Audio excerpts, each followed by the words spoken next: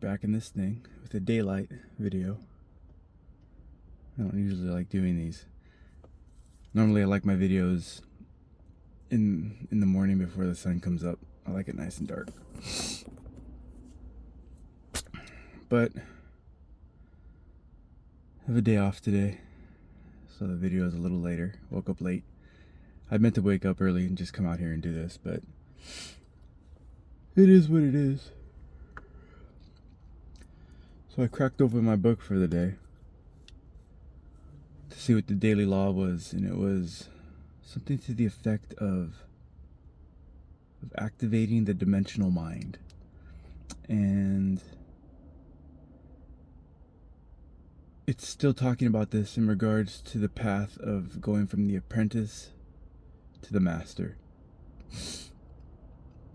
And it talks about during the road of learning, when you're on this road and you're accumulating as much knowledge as you can,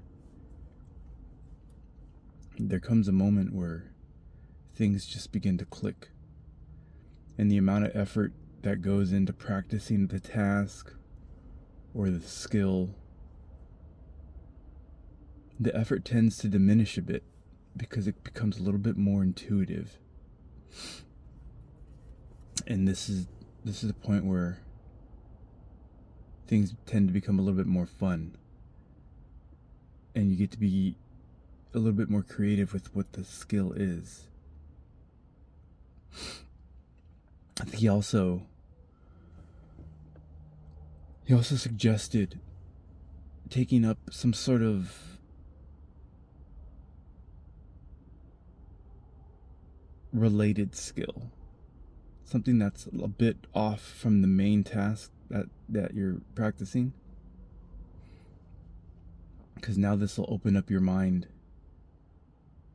to aspects of the main skill by venturing off into like a side skill that's roughly related. Let's see, how could this...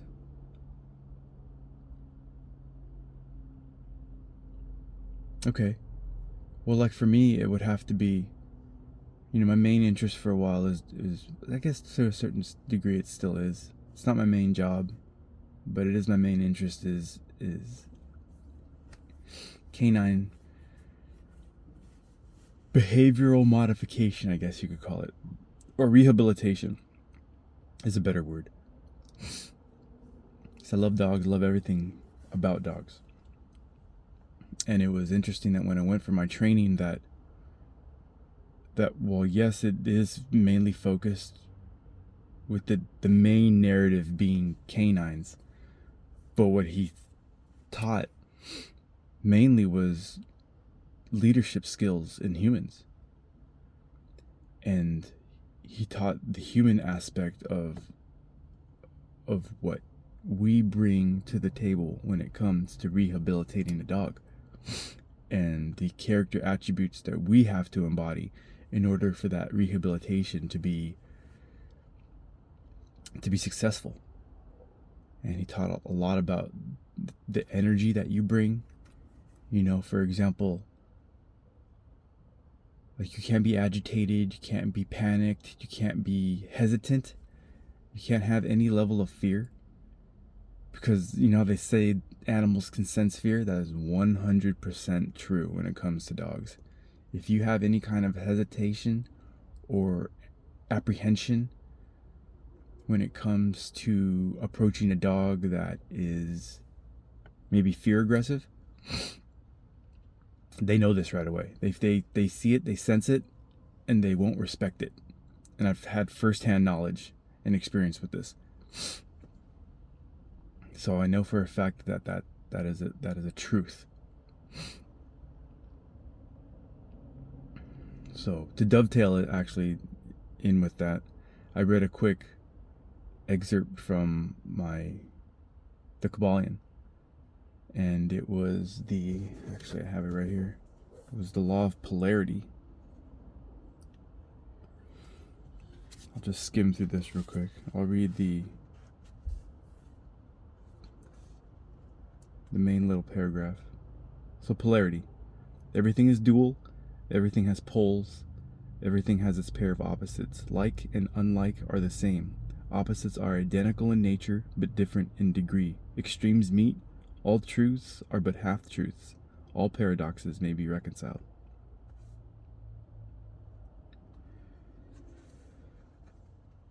Let me see. The great fourth Hermetic principle, the principle of polarity, embodies the truth that all manifested things have two sides, two aspects, two poles, a pair of opposites, with manifold degrees between the two extremes. The old paradoxes which have ever perplexed the minds of men are explained by understanding this principle. Man has always recognized something akin to this principle, and has endeavored to express it by such sayings, maxims, and aphorisms as following. Quote, everything is and isn't at the same time. All truths are but half-truths. Every truth is half false. There are two sides to everything. There is a reverse side to every shield, etc., etc. The Hermetic teachings are to the effect that the difference between things seemingly diametrically opposed to each other are merely a matter of degree. It teaches that the pairs of opposites may be reconciled, and that thesis and antithesis are identical in nature but different in degree, and that the universal reconciliation of opposites is effected by the recognition of this principle of polarity.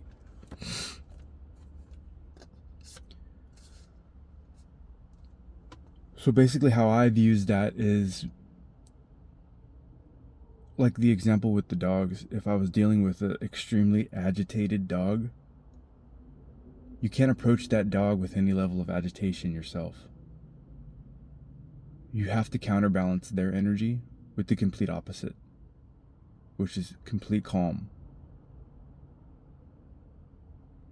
So whenever I was approaching a dog like that, like I've had times where we'd get new shipments of dogs in, and they weren't used to human interaction or being handled by a human. But what I would have to do is somehow get a leash on this dog and take it outside so I could walk it, because all things get fixed when it comes to rehabilitating a dog. All behavioral fixes are done out on a walk.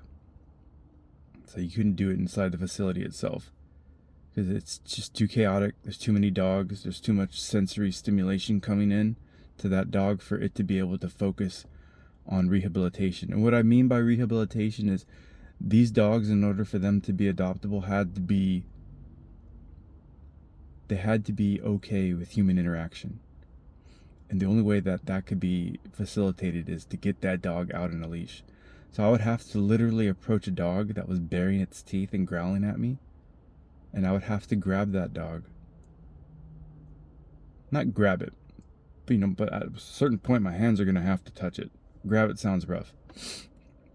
But I would have to get a leash over that dog's head, and I would normally most of these dogs were big enough to pick up. They weren't like huge dogs, but it's the little ones that bite more anyways.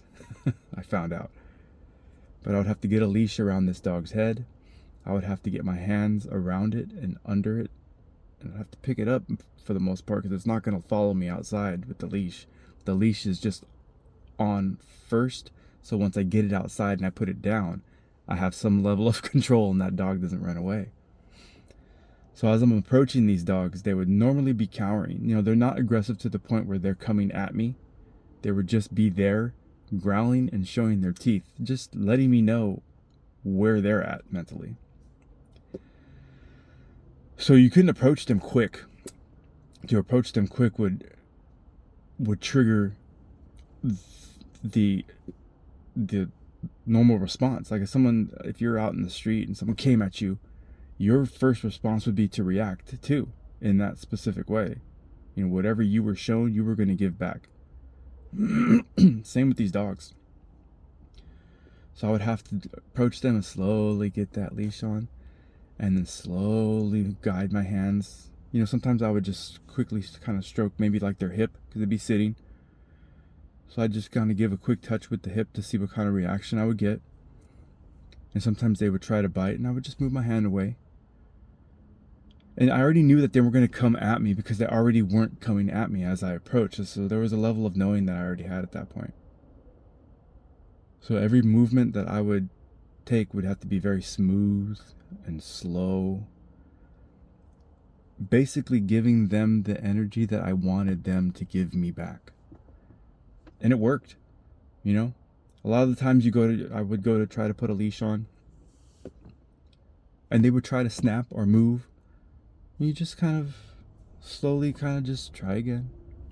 Keep trying again.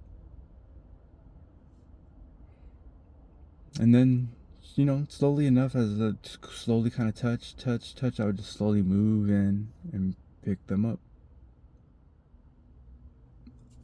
And if you get a dog like underneath, if your hand is an arm is like through with their legs draping around both sides and their head is kind of out over here, you can kind of handle them even if they're kind of trying to bite you. And you have the leash, because the leash controls their head, so I have the leash here, and as they're trying to like bite, it would kind of minimize the amount of flexibility their neck had in terms of trying to get to me. And and this is all because they just aren't used to the humans yet. And this is always day one, how day one went. So I'd finally get them up in my arms on a leash, take them outside, just put them down. And then we would just sit. And that's it. We would sit and do nothing. I wouldn't try to make them walk. I wouldn't try and force them to do anything they weren't uncomfortable with. Because force will be met with force. If I try to get them to move, they will try to resist. And that's the law of polarity. They're going to give you the opposite of what you want them to do. So instead of doing that, I would allow them to give me the initial cue on what we can and can't do. And how the process normally went is that I would take them outside, and they would be just kind of there, shaking, because they're not used to any of this. These dogs were the complete opposite of anything anybody normally has ever experienced with a dog. And after the shaking stops, they get curious about their surroundings. This was always the process. This is for every dog. They start sniffing around, they start looking. And when I first started in this work, I noticed that. And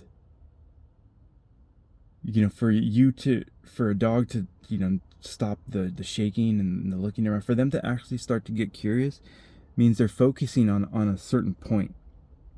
And for you to be able to focus on something, that means you're ignoring everything else around you, because now you're focused on this, which means you've dropped a certain level of fear. For you to be like, okay, you're getting curious and looking around, that means you're not curious about what's going on around you anymore. So that means a level of comfort has been attained. And once that happened, I remember the first time I was like, okay, maybe because they would start to sniff and actually start to like move around, like check things out. I thought, okay, maybe we could walk these guys. So the first time I jumped up and I kind of like see if I can get them to walk. But the moment they felt that leash, like a little bit of pressure on their leash, they would just stop. I was like, oh man. So I realized once they start moving around, I just have to follow them. And I'm basically there just to hold the leash and make sure they're not going to get themselves in any kind of danger. And that's the way the walks went. That was always day one. And then day two, the same dog. Not nearly as hard to get the leash on. They remembered me from day one. Some of them were comfortable, already just comfortable, like, oh, hey. So that was the process. That was the counterbalance. That was how I learned the law of polarity, the opposite ends of the pole. If the dog is giving me this kind of energy, I have to give him this kind of energy. Because if you meet aggression with aggression, they're just going to collide, and that's the explosion. That's when you get bit, and that's when you get hurt, in terms of dogs. Same thing with people out in the world. If someone's coming at you aggressively, for you to come back at them with the same kind of energy, that's an automatic fight. But if someone comes at you with aggression, and you tend to counterbalance it with a little bit of calm, like, hey, man, what's going on? I don't understand. Engage them in a way that they're not expecting. Because people who want to fight are expecting a certain kind of energy out of you. And if you don't give them that, you take away all their tools, all their weapons. You pretty much disarm them energetically. So that's how I learned The Law of Polarity. And I'd found this book. I'd found this prior to working with dogs.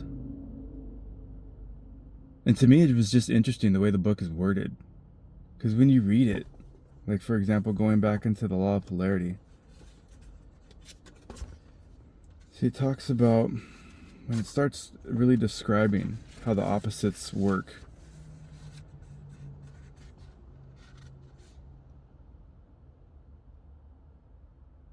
Let's see.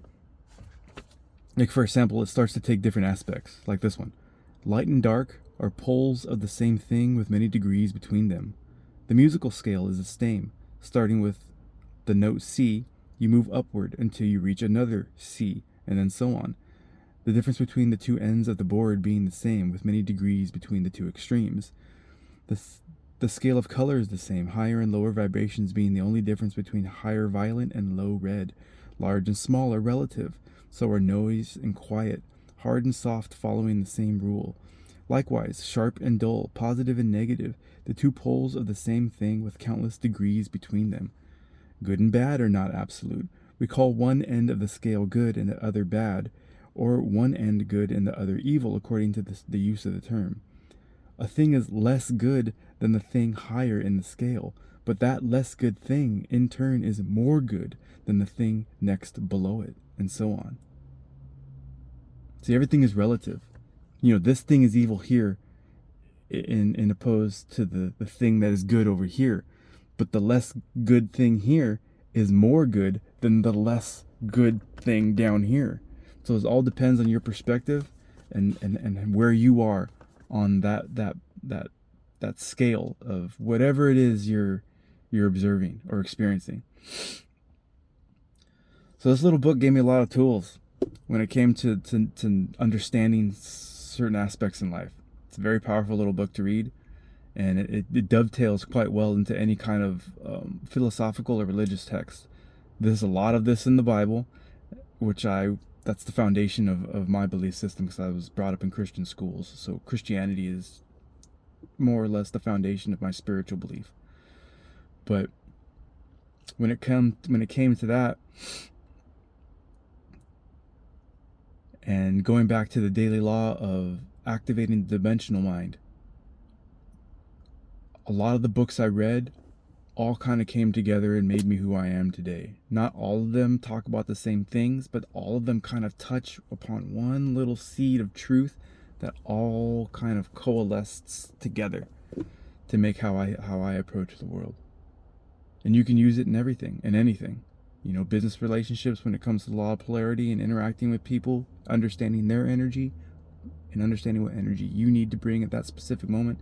If you work in a high stress environment, bringing stress to that environment yourself will not be helpful. So there has to be a certain level of calm and relaxation. Mental clarity cannot come through stress. So try to bring that to the day. Whatever it is that you're doing out there, just know that maybe what you need to bring has to be the opposite of what's already being brought. So I'll just end this video there. This is a different kind of video that's in the day, and this is my day off. Normally I'm driving, so they're about half an hour long. So I don't even know how long this one was, but I don't know. That was on my mind today with the daily law, and then I opened up this, and that happened to be the law of polarity. So I tried to find a way to bring those two together. I don't know if it worked, but that was my thoughts for the day. All right, enjoy the day.